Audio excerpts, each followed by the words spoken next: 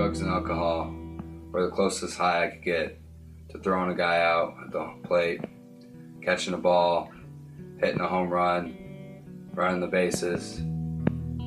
Drugs were my life. That's what made me feel good.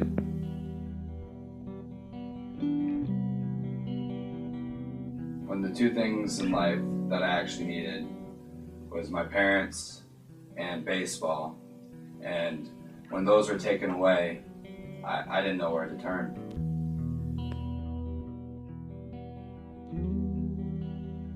On my way home from a spring training game, I was with my parents, and we were driving along, and a dump truck blew through the stop sign, and he hit us.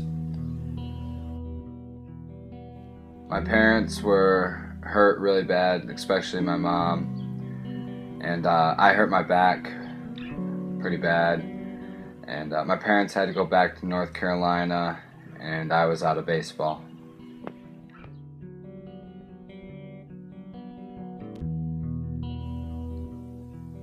Since my parents and baseball were taken away, I was really missing the excitement and the high. I don't know if you can notice or not, but I have tattoos all over my arms. And this was kind of the beginning of where all the drugs and alcohol started. And one night when I was driving home, I saw a tattoo parlor, and I don't know what told me, but something told me to stop by, and so I drove into the parking lot, and I walked in, and they were nice people and all, but they just made bad decisions. Sitting in the chair, just talking with the guys, just relaxing while they put tattoos on my body. It made me feel good and made me feel welcome, and I hardly knew the guys, but I felt like they were my best friends.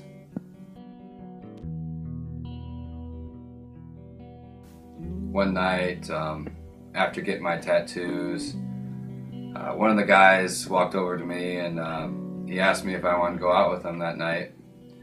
And I figured that, hey, they're my best friends, and I said, why not? So we went out, and something inside of me said, this isn't good. And I ignored it, and that night I had my first drink and my first line of cocaine. I finally found that adrenaline rush, what made me feel so good when I would throw a guy out at the plate, when I hit a home run. It just felt good. And deep down inside of me, I knew this was just the beginning of my world starting to spin out of control.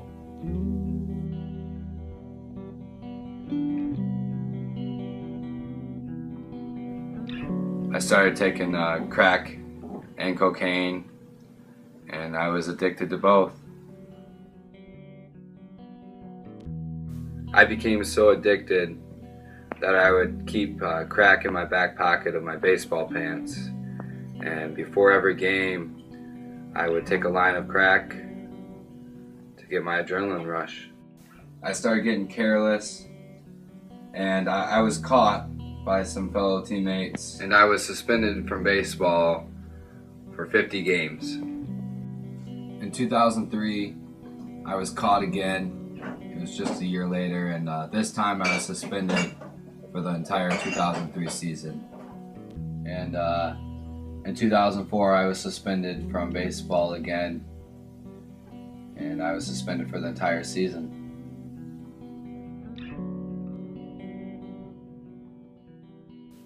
I tried to change. I was in and out of rehab 8 times, and that didn't help. I just continued to take the drugs.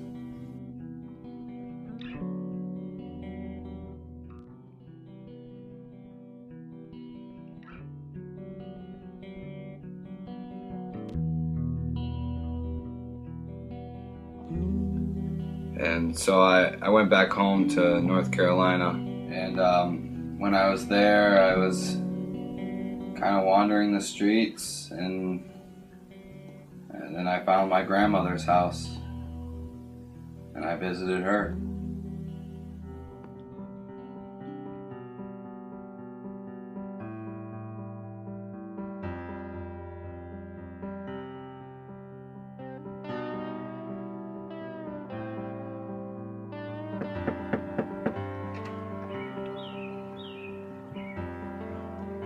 Josh, what happened to you? I need help, Granny. Josh, I'm so glad to see you. Please come in.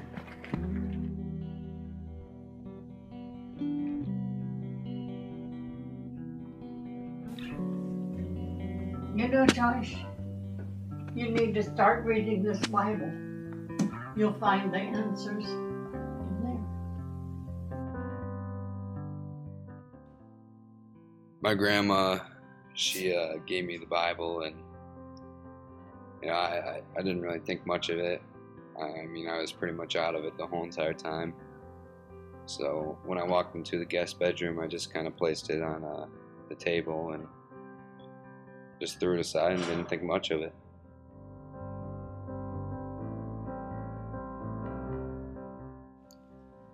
And even when I was at my grandmother's house, I couldn't resist.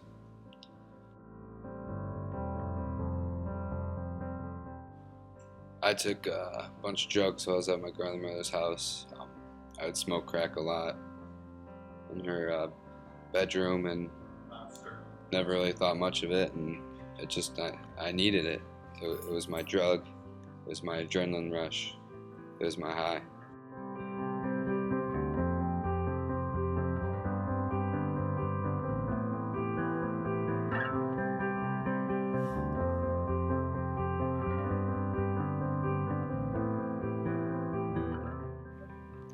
One night I had a nightmare, and I had a dream that I was fighting this man in a suit, and I kept punching him, kept knocking him down, but he just kept getting back up, and each time he got back up, he'd have this like smirk on his face. It actually scared me so much that I got out of bed and went to my grandmother's room, and I told her, I said, "Grandma, I had a bad dream. Can I stay with you for the night?" At the time I was 25, and that's a 25-year-old man asking if he can get in bed with his grandma. I was still taking drugs, and I'd take drugs at my grandmother's house. I was addicted. I needed it. One night, after I got done smoking, I walked out of the room, and the room was just filled with smoke. And I saw my grandmother there, and she didn't say anything, but she just had a very sad look on her face. And right then I realized that I wasn't just hurting myself, I was actually hurting the people around me.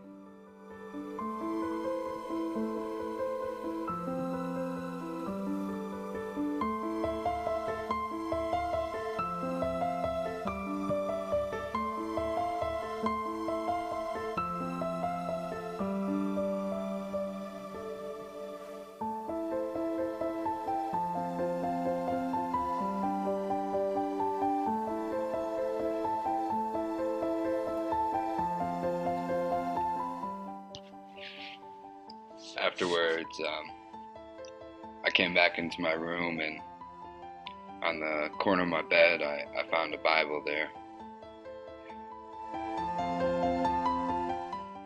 I sat down on the edge of my bed and I opened it up, and the first thing I saw was James 4:7. It says, "Submit yourself to God, resist the devil, and the devil will flee from you." After I just got down on my knees and I begged to God, and I told him I need help. I can't live like this anymore.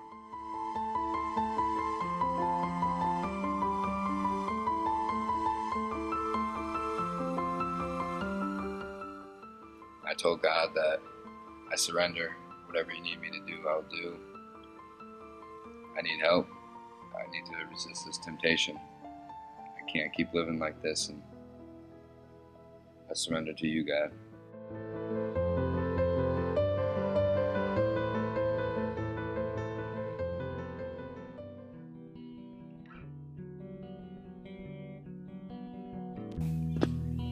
And after that time, my grandmother got me clean, and I wasn't thinking about, the thought of baseball never popped in my mind, but my grandmother put the mind of me playing baseball back into my mind, and I decided to give it another shot.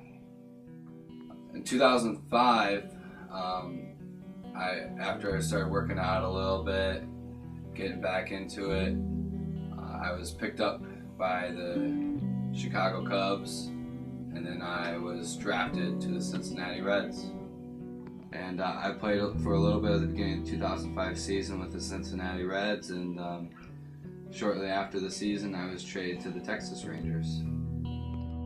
And as soon as I got to Texas, I was welcomed, and on actually my press conference of me getting my jersey, the whole entire team, the Texas Rangers team, like Ian Kinsler, Murphy, Beltran, they were all there, and they were there to support me. And from that point, I just had that feeling that I was home, that these guys were my actual true friends, my clean friends. My wife had a dream, and she had a dream that I'd be back playing baseball again. But I wouldn't be I wouldn't be doing it for baseball. This time I'd be doing it for ministry.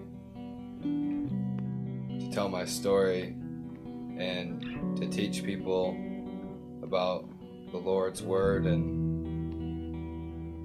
just help others.